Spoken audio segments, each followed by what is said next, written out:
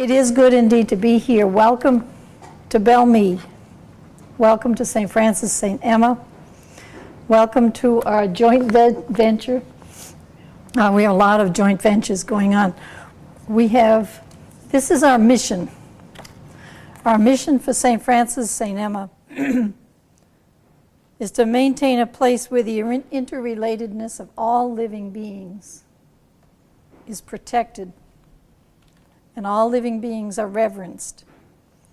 A protected place where its spiritual, historical, and cultural heritage is honored, and where a new sustainable ministry story emerges that heals and enriches the human spirit for many years to come. The outside of the horse is good for the inside of the person. That's a short, really quick summary of why we're out in Powhatan County. Let me see if I can figure out how to move these pictures. We have, up here, I got it. Here's where we are. Richmond, Charlottesville. We're right at the bend of the river. We're right there. Here's a picture of the property, 2,200 acres, right on the river. Absolutely beautiful land.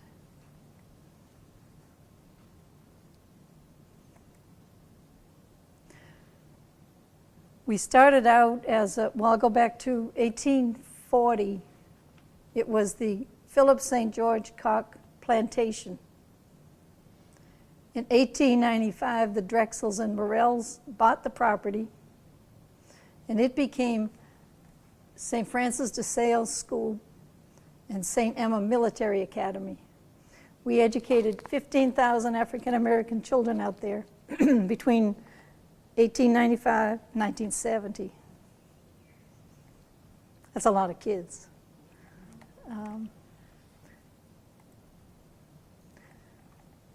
This is the original plantation that Philip St. George Cock built. A.J. Davis was the architect. That's the building as it looks now. Some of the windows, some of the craftsmanship. It's just a magnificent building. When the schools closed in 1972, the sisters didn't have any money. We don't have any money. But here's a picture of some of the students. It was a great institution. There's some of the sisters. That's what I used to look like. This is an African symbol, the Sankofa bird. You see the seed in her mouth? She's looking back at history the same time she's moving forward. And that's kind of a good symbol for us. And now I'm going to turn it over to Marilyn. As the little sign says, I'm Marilyn, and I'm from the South because I talk slowly. As Sister Maureen mentioned, Belmead is a sanctuary and a place for horses, deer, bobcats, skunks, bald eagles, and oh my, bears. Okay, we have a little bit of everything out at Belmead. As soon as you set foot on the property, you realize a sense of peace that comes across you. It's just one of those places that, I don't know, Sally, what could you say? It's a very spiritual place. As soon as you walk on, you realize it. I've been fortunate enough to be a neighbor of the sisters. I actually live right across the street from the entrance to Belmead, and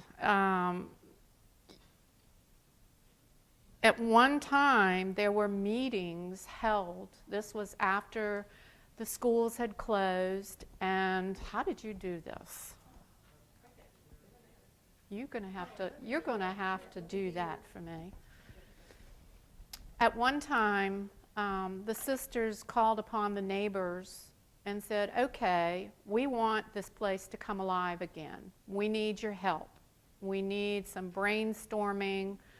What can we do to bring life back to the property? So there were many, many ideas brought forth as to how to bring income to the property to help save the property. And one of the ideas was brought forth by my late husband, Bill, who said, this land is ideal for riding trails. He worked very hard and tirelessly and created over 30 miles of trails. Some of them along the James River, some of them along Deep Creek, some of them in the terrain of the woods, and you think you're in the mountains. I remember going out there one time helping him work on one of these, and it was like a 20-degree difference in temperature just going down into this little bit of a ravine. And I thought, oh my God, it's 90 degrees out there and this is awesome. You know, it's just a place of amazement. We also board horses here, and as a boarder you automatically get a membership into the riding club. The only time we have people that are not members ride at Belmead are when we hold special rides, which we do from time to time throughout the year. We are sponsoring an ACTA ride in May, and I'm a little bit of a kid, so usually I have a Halloween ride. I love to do something at Easter, 4th of July if it's not too hot. But, you know, we just tend to have a good time at Belmead. You can see in that center picture we did a poker ride, and that gentleman right there, he was one of our dealers. But we enjoy what we do out there, and I'm going to turn it back over to you. So this is what we're about.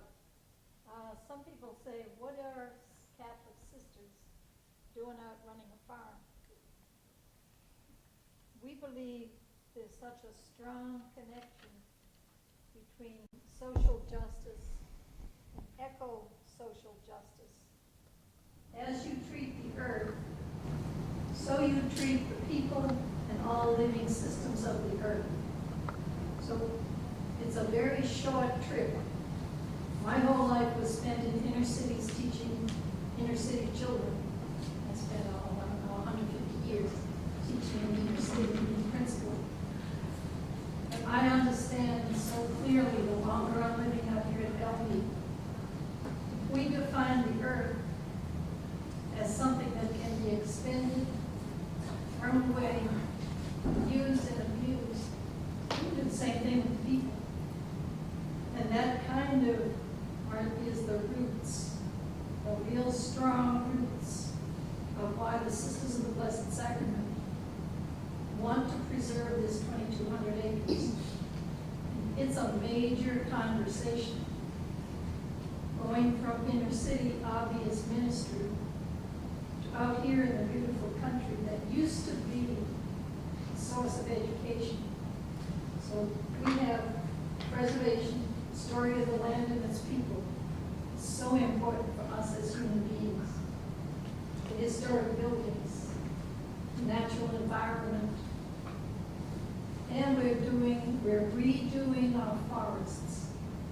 We're doing loblollies now, which is great because it's bringing in our rate of income.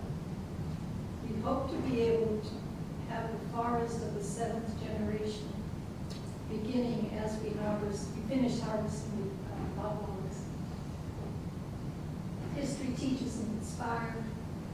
We're telling the story from the perspective of the people who worked the land, not necessarily from the perspective of the people who, we all think we own the land, and we think, and there was a time in history where we thought we owned people who worked the land. So that's our unique position. Education, we have Thomas Berry Educational Center, Workshop Way, which is a system of human growth for education. We have a museum and a research center. We have trained docents. Student and adult groups come out. master naturalists live there, not live there, but they come all the time. And we're having a huge bio-blitz in May of 2013. So we are beyond a recreation facility. Recreation enriches the human spirit. But we think that recreation is a place of prayer, it's a place of peace. We'd love to hear the horses running around. We'd love to hear the horse riders making all kinds of noise, singing and discovering all kinds of things. There's serenity in the trails, eco-social justice, St. Catherine Drexel, the Sisters of the Blessed Sacrament, retreats in spiritual direction. Here are the three eras. First era, Philip St. George Cock. This gentleman right here is buried on the property. He was the very first African-American landowner in Powhatan. He owned his own land in 1867. This is one of the first students. And then we have all our horse friends, our deer. It's kind of an amazing place to gallop around. It's a combination historic and natural preservation. We have a book that was done by the University of Virginia 2 years ago. It's on sale up here, $30. But the students of the UVA, the historic architectural department, spent a whole year studying our place. And this was one of their projects. Professor Bluestone from UVA, Sandra Kemp, they're giving a presentation next Saturday. We have the bow hunters come. We have the bow hunters. We were against hunting for a long time. Then we decided, wait a minute, this deer population is way out of balance. So if we as the human beings put it out of balance, we better restore the balance. So we have a great deer hunting, bow hunting. And we did, we negotiated that. We negotiated because my riders were, there's hunting. And, you know, a lot of them understood, they realized the need, but the bow hunters have been wonderful people to work with. They hunt on Mondays and Tuesdays for 2 months. So the riders, they're able to ride on weekends. They get 5 out of the 7 days. So, you know, it's a win-win. I think that the name of it is we work together. And this is where negotiations happen. They don't always happen easily, but we always hang in and we're back and forth. And, Yeah. you know, who's on the trails now and what will we be using the trails for? And, so, yeah, it's a constant, ever-emerging, I think it was what Carroll said. You have to respond to the present reality that's in front of you. And we don't have money. None We're of us. non-profit. The Sisters of the Blessed Sacrament own the property. FrancisEmma Inc. manages it. And we get no support except for what we do our own self. The bishop and the pope and the new pope, they don't give us any support. So we're a total separate non-profit organization. But this is an example of the private sector working together. You know, it's, I know a lot of the girls, they go to the parks, to the state parks to ride.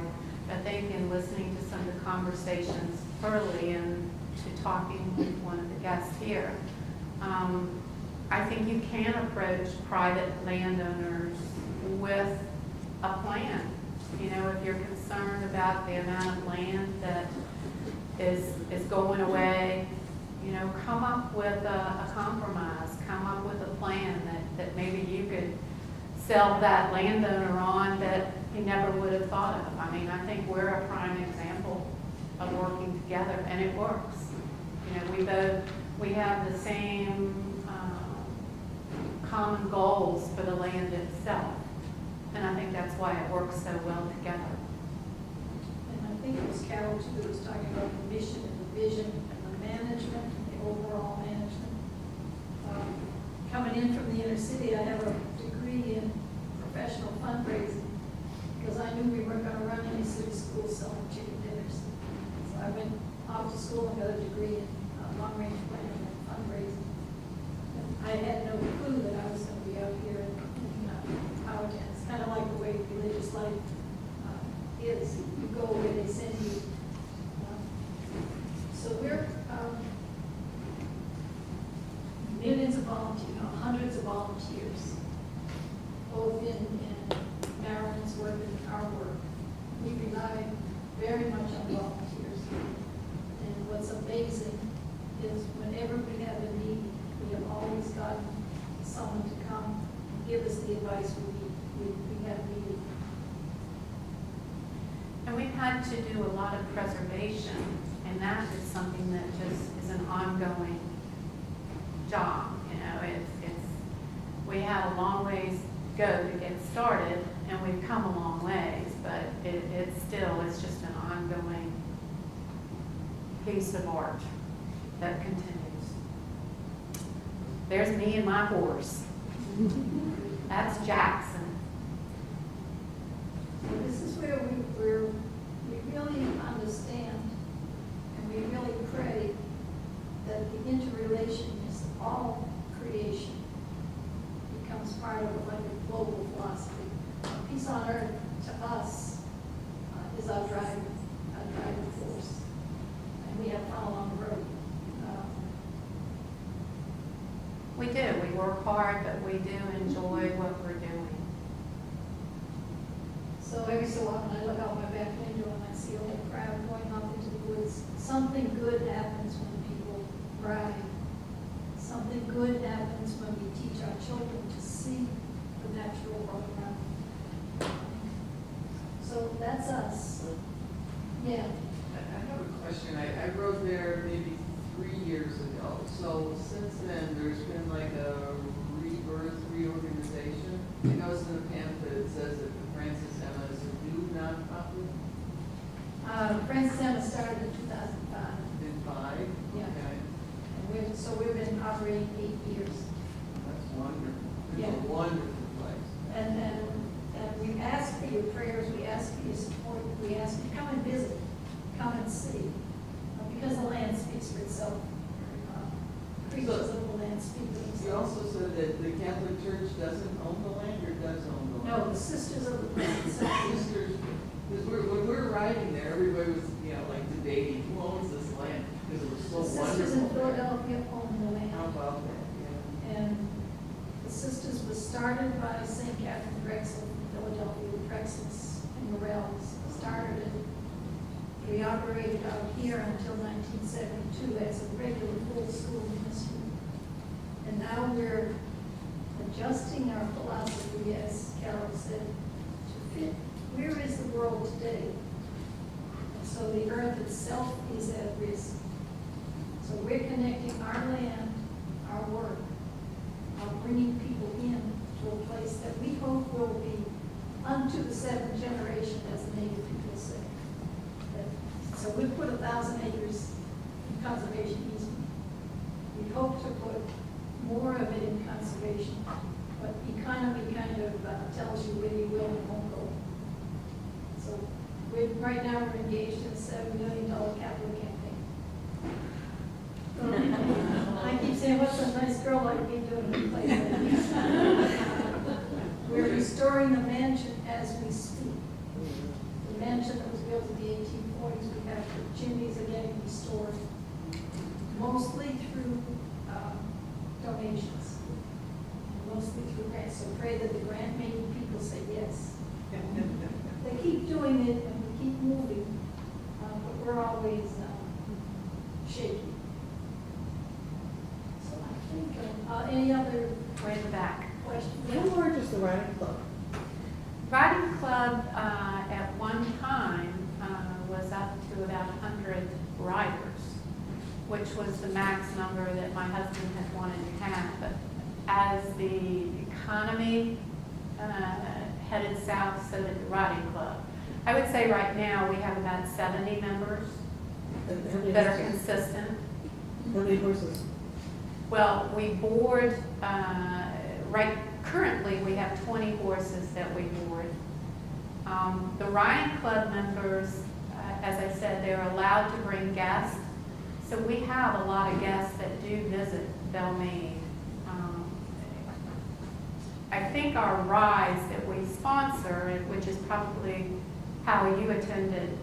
The therapeutic rights for the veterans. Yes, we are a sponsor for Lonesome Dove, which is for the veterans, and they do about 4 rides that we let them have out at Belmead to raise funds for the therapeutic riding. How the membership works. We have 2 types of memberships. We have an annual membership, which is $300, which equates to $25 a month. And if you're in the area and you're an avid rider, you can ride to your heart's content. I mean, because there are over 30 miles of trails and you're not going to get bored. If you can also do, if you're just a seasonal rider, you can do a 6-month membership, which is $200 for 6 months. So of course your better buy is the annual. I think we have, since you have ridden, we've put in to comply with the Chesapeake Bay Act and good land management practices. We have put in quite a few bridges, which I think are awesome. We're still constantly doing new and improved things to help keep the land preserved. Because even though, I don't have as much of a vested interest as the sisters do, but I would like to see this go forward, beyond me. I think you also have farming going on, right? Do you lease out the farmland? Yeah, how we do this financially, we lease to a farmer, we lease to the stables, we have loblolly harvesting, we have increasing number of educational programs. And as soon as we get the roof on Belmead Mansion and we get the place up to code, we'll be having weddings and affairs, and we'll be renting it out for limited number of retreats. So we're looking at, we're going to start those in August. Retreat, we'll have all the tax, all the ins and outs, and all the business part of it done by July, and we'll start weddings in August. I'm counting on it. I just got that new wedding buggy. Bought herself a new wedding buggy. We can meet you at the front entrance and drag you up to 2 miles to the mansion and have a reception. That's right, there was a long drive, that's right. It's a long driveway going down, but it's a good road. We think the pieces are falling together. We're not sure, we're never completely assured until we get beyond a certain, we're doing 100,000 different kinds of feasibility studies for museum, for tourism, for partnerships with the universities. We don't want to give it to any single university, because universities love to take over and tell you what your programs will and won't be. So we want it open to a lot of different groups. So yeah, we had fun in the process, but it's something, oh, this bird here, this is Hagatha. And it is a great blue. And either she or her family has been living out there for about 40 years. So it has to be her family. You can always find Hagatha around the pond usually. She's our, when I'm always about to make a decision, a good decision, I always go to the pond and look to see if Hagatha's flying around. And if I can, I wait till I see her. That sounds superstitious, but she's kind of our mascot. You see her on all our materials. Up front here, we have some brochures about present programs, the spring lecture series, a retreat day, April 27th, and a series of different lectures that are run out of the Thomas Berry Center. Oh, just one other question or comment, I guess. Curious that, and well done that a nonprofit put the land in conservation easement, and I presume you took advantage of the Virginia laws to That's reimburse correct. yourself, raise Correct. funds by the sale of the credits. Correct. Yeah, that's a great way for nonprofits to raise funds. It's a unique I think it's unique in the nation to Virginia, but you can do And that. I would think that we would not be out there today had we not had the tax credits. Yeah. And we now are applying for tax credits for the restoration of mansion.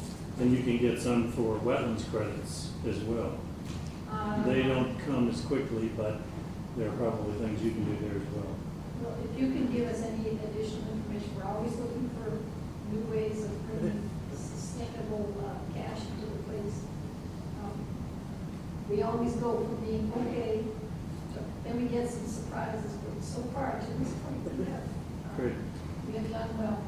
The other thing that happened, and this is a case, and I'm going to close it, is we have a case of divine intervention. And those of you from Mineral know what happened with the earthquake. Well, the earthquake, we felt it at our place too. And it shook down some of our ancient chimneys that had been put up before the Civil War. 2 months before, we upgraded our insurance. And I fussed at the people at the house and said, we don't have these couple of $1,000s to just come out of the blue. She said, we think that you need to do this, and we did.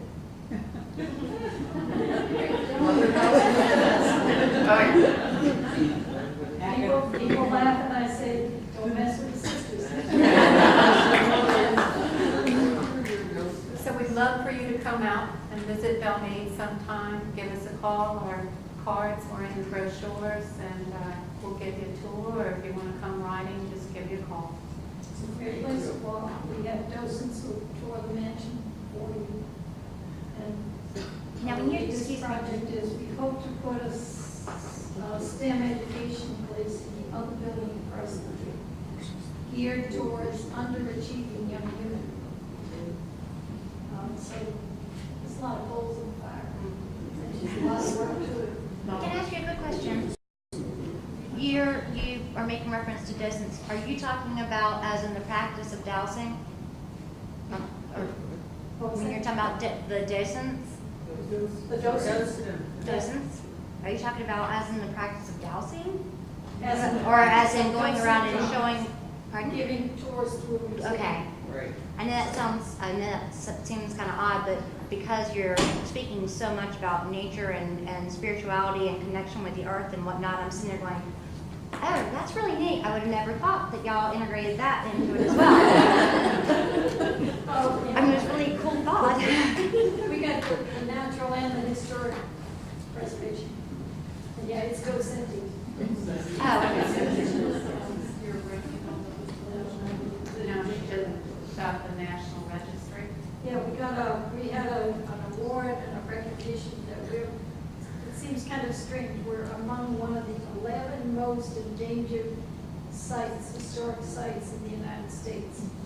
So last year, the National Trust for Historic Preservation put us on their endangered list. And that brought us a lot of notoriety, a lot of publicity, and some very good partners. So we're still waiting for the $25 millionaire to come and say, this is great, let us help you. And so what you'll have to do is come visit us when we do Celebration on the James. That's when we have one day a year that we open it up to the public, and there are mansion tours going on. There's family activities, vendors. You can tour the property and the mansion. And we also sell tickets for a raffle for a chance to have dinner for 8 at the mansion, which we did have. You'll see this picture with the Christmas That was tree. set up